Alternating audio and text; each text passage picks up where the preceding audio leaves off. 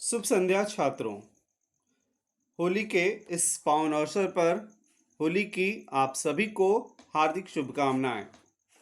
आज हम लोग अतुला संस्कृतम वर्ग अष्टम के प्रथम पाठ को पढ़ेंगे। प्रथम पाठ का नाम है आदि कवि। इसमें हम लोग लोट लकार और विधिलिंग का प्रयोग सीखेंगे। सामान्यतः लोट लकार का मीनिंग हम लोग जानते हैं कि यदि हम लोग किसी को आदेश देते हैं उसे हम लोग लोट लकार का वाक्य समझते हैं, और यदि किसी वाक्य में चाहिए अगर लिखा हुआ होता है तो हम लोग उसे विधिलिंग का वाक्य समझते हैं। परंतु इसके अलावे भी विभिन्न अर्थों में लोट लकार और विधिलिंग का प्रयोग किया जाता है, जिसे हम लोग यहाँ संक्षेप में जानेंगे। देखिए, लोट लकारस्य प्रयोगः, लोट लकार का प्रयोग। पहला आज्ञार्थे मीन्स आज्ञा के अर्थ में लोट लकार का प्रयोग किया जाता है। जैसे भवान गृहम गच्छतु, आप घर जाएं। दूसरा निमंत्रण के अर्थ में प्रयोग किया जाता है। जैसे अद्य भवान मम गृहे भोजनम करोतु, आज आप मेरे घर में भोजन करें। आमंत्रण के अर्थ में, आमंत्रण का मीनिंग होता है बुलाना या पुकारना। त्राहि माम अर्थात मुझको बचाओ, मुझको बचाओ। इसके बाद है आशीर्वाद के अर्थ में, भवान सत्तम वर्षानि जीवतु अर्थात आप 100 वर्ष जीवित रहें। प्रश्ने सामर्थ्ये च, प्रश्न या सामर्थ्यता के अर्थ में। जैसे अहम तो किम प्रियम करवाणी, मैं तुम्हारा क्या प्रिय करूं, क्या भला करूं। दूसरा है सिंधुमपि शोष्यानि अर्थात मैं सिंधु को भी सुखाने में समर्थ हूं। विधिलिंग में भी हम लोग विभिन्न अर्थ में इसका प्रयोग करते हैं। जैसे पहला है संभावनायाम, संभावना में संभवतः पद के साथ हम लोग प्रयोग करते हैं। संभवतः अद्य वृष्टि भवेत् अर्थात संभव है अर्थात हो सकता है आज वृष्टि हो। यत् कार्यम उचितम स्यात्, जो कार्य उचित हो उस अर्थ में। जैसे सत्यम वदेत्, सच बोलना चाहिए। उपदेशे मीन्स उपदेश के अर्थ में। जैसे प्रियम बुर्यात् मीन्स प्रिय बोलना चाहिए।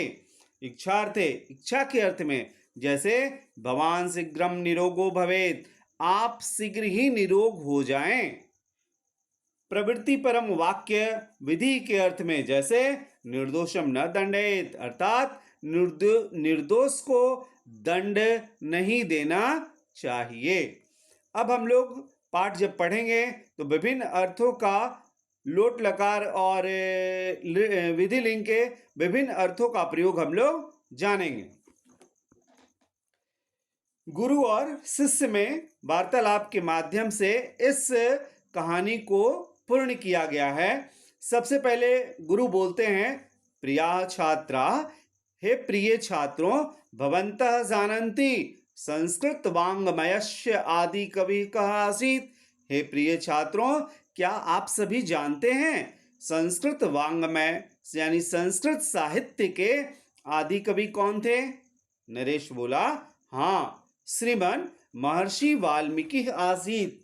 हाँ श्रीमन महर्षि वाल्मीकि थे। गुरु बोले, श एकः दस्युः आसीत् इति जानन्ति न वा। वे एक दस्यु मीन्स होता है डाकू, वे एक डाकू थे ऐसा जानन्ति मीन्स क्या आप सभी जानते हैं, वाना या नहीं। सुरेश बोला, कवि दस्यु कथम भवेत्, कवि डाकू कैसे हो सकते हैं। एतद् विषये वयम जानीयाम, इस विषय में हम लोग जानीयाम मीन्स जानना चाहते हैं। नरेश बोला, आचार्य कथम स दस्युः, कैसे वे दस्यु मीन्स डाकू, अभवत मीन्स हुए, वे कैसे डाकू बन गए या कैसे हो गए। कथम च तस्य चित्त परिवर्तनम अभवत, और कैसे उनका चित्त मीन्स मन या हृदय, और कैसे उनका हृदय परिवर्तन हो गया। कृपया तद विषय कथयतु, कृपया उस विषय में कथयतु मीन्स आप बताएं। वयम तु अश्मरेम, हम लोग तो अश्मरेम मीन्स जानना चाहते हैं, जानना चाहिए अर्थात जानना चाहते हैं। अब गुरु कहानी बताते हैं। गुरु बोलते हैं, पुरा रत्नाकरो नाम एकः क्रूरः दस्युः आसीत्। पहले रत्नाकर नाम का एक क्रूर मीन्स अत्याचारी, दस्युः मीन्स डाकू, आशित मीन्स था। पहले रत्नाकर नाम का एक अत्याचारी क्रोध आतताई डाकू था। वनांतरे पथिकानां धन लुंठनम एव तस्य जीविका साधनम आसीत्। वन में पथिकों पथिकों के धन को लूटना ही तस्य जीविका साधनम आसीत्, उसके जीविका का साधन था। जीविका का साधन मीन्स उसके कमाई का साधन था, उसके जीविकार्जन का साधन था। यह कश्चित् तस्य विरोधम करोति यस्मा, जो कोई उसका विरोध करता था, रत्नाकरः तस्य प्राणहरणेपि संकोचम न करोति यस्मा। रत्नाकर मीन्स वह दस्यु मीन्स डाकू रत्नाकर उसका प्राण हरण में भी संकोच नहीं करता था, अर्थात वह उसके प्राण ले लेता था। नरेश बोला, आदि कवि प्राण घातकः आसीत्, अर्थात क्या आदि कवि प्राण घातक थे, मीन्स प्राण हरण करने वाले थे। गुरु बोले, आम मीन्स हाँ। एकस्मिन् दिवसे एकः मुनिः तस्मिन् मार्गे गच्छन् आसीत्। एक दिन एक मुनि उस मार्ग में जा रहे थे। तदा किम अभवत्, तब क्या हुआ, शृणुयु मीन्स आप सभी को सुनना चाहिए। तदा रत्नाकरः, तब रत्नाकर मीन्स रत्नाकर दस्यु मीन्स रत्नाकर डाकू, तस्य पुरतः आगत्य एवं अवदत्, उसके सामने आकर इस प्रकार बोला। रत्नाकर बोलता है उच्चय मीन्स जोर से, भो मुने, हे मुनि, तत्रैव तिष्ठ, वहीं रुक जाओ, वहीं ठहर जाओ, यत् किंचित तोपाशर्वे अस्ति, जो कुछ तुम्हारे पास है, तत्सर्वम मह्यम देहि, वह सब कुछ मुझे दे दो। मुनि बोले, मत पाशर्वे तो किंचित अपि नास्ति, मेरे पास तो किंचित प्लस अपि, किंचित अपि न अस्ति, कुछ भी नहीं है। केवलम एकम जल पात्रम एव अस्ति, केवल एक जल पात्र ही है। परम त्वम लुंठितेन धनेन किम करोसि, किंतु तुम लूटे गए धन से किम करोसि, क्या करते हो। इदम पाप कर्म इति न जानासि त्वम, यह पाप कर्म है, क्या ऐसा तुम नहीं जानते हो।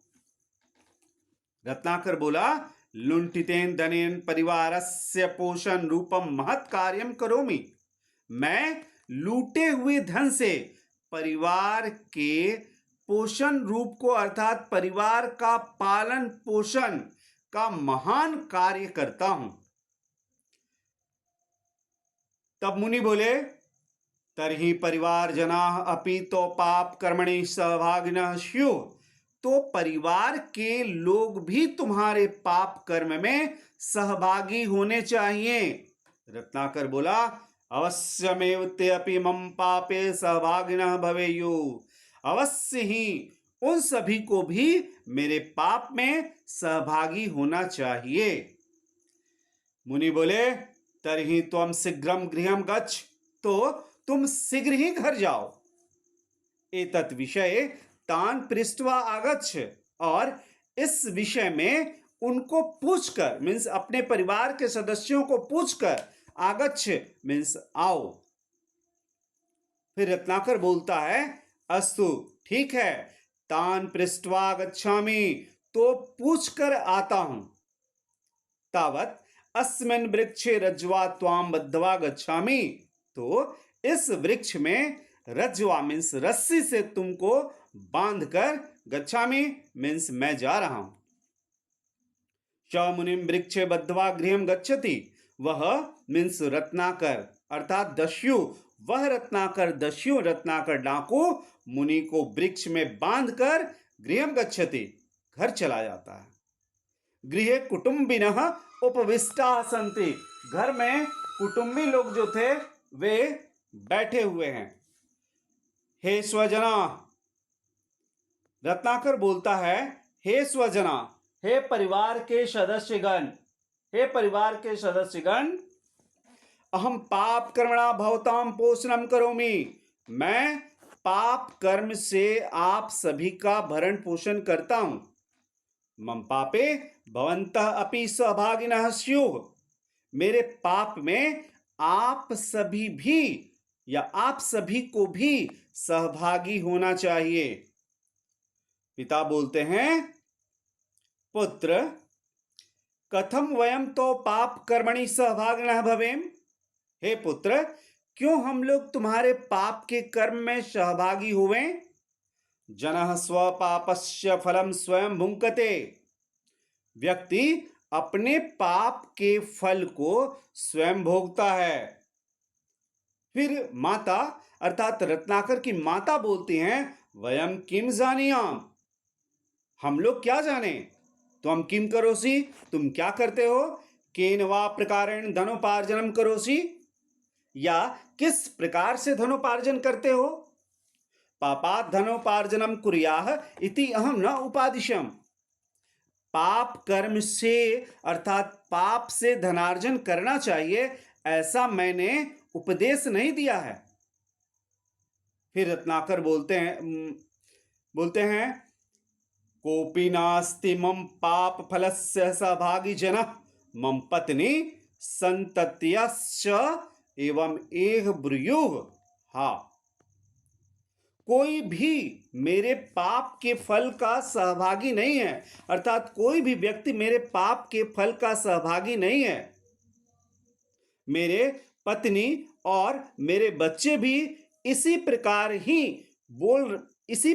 बोलना चाहिए, अर्थात इसी प्रकार ही ये बोल रहे हैं, या मेरे पत्नी और बच्चों को भी इसी प्रकार ही बोलना चाहिए। हाँ, हाय, धिक्तर्हि किमर्थम अहम लुंठनम कुर्याम। धिक्कार है। तो किमर्थम अहम, किस लिए मैं लुंठनम कुर्याम मीन्स लूटने वाला कार्य करूं।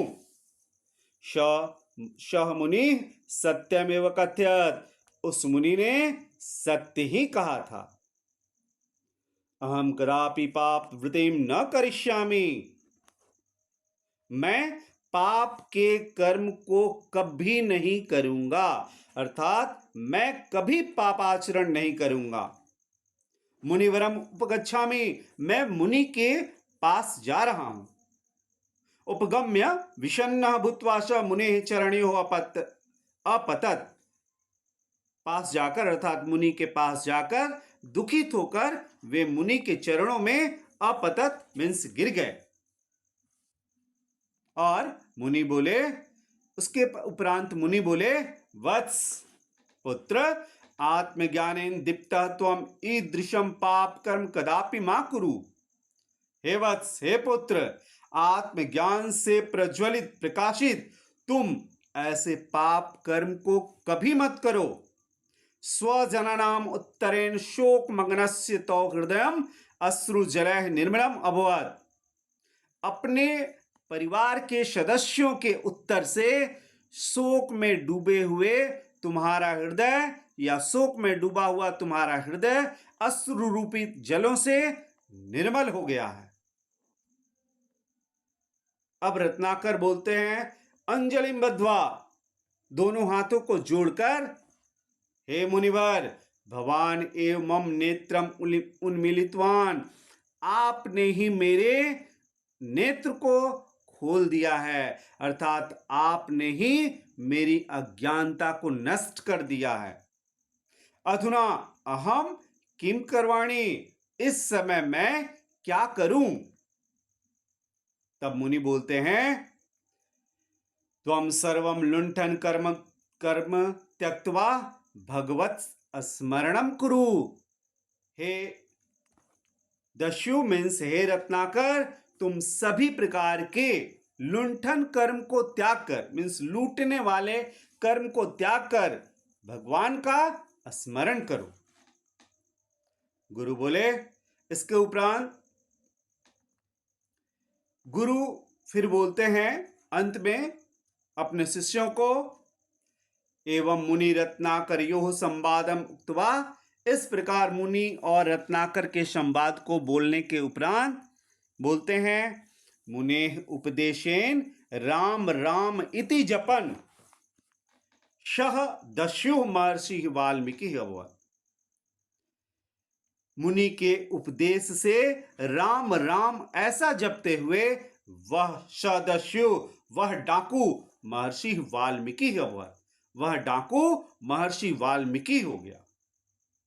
वाल्मीकि एव आदि कवि इति सुविख्यात, और वाल्मीकि ही आदि कवि के नाम से सुविख्यात, या आदि कवि से के नाम से सुविख्यात अर्थात प्रसिद्ध हो गए। आशा करता हूं कि प्रथम पाठ को आप सभी भली भांति समझ गए होंगे। अगले वीडियो में हम सभी प्रथम पाठ के प्रश्नोत्तर की चर्चा करेंगे। आप सभी देवभाषा के ज्ञानवर्धक वीडियो को देखते हुए अपना ज्ञानवर्धन करते रहें। वीडियो देखने के लिए आप सभी का बहुत बहुत धन्यवाद।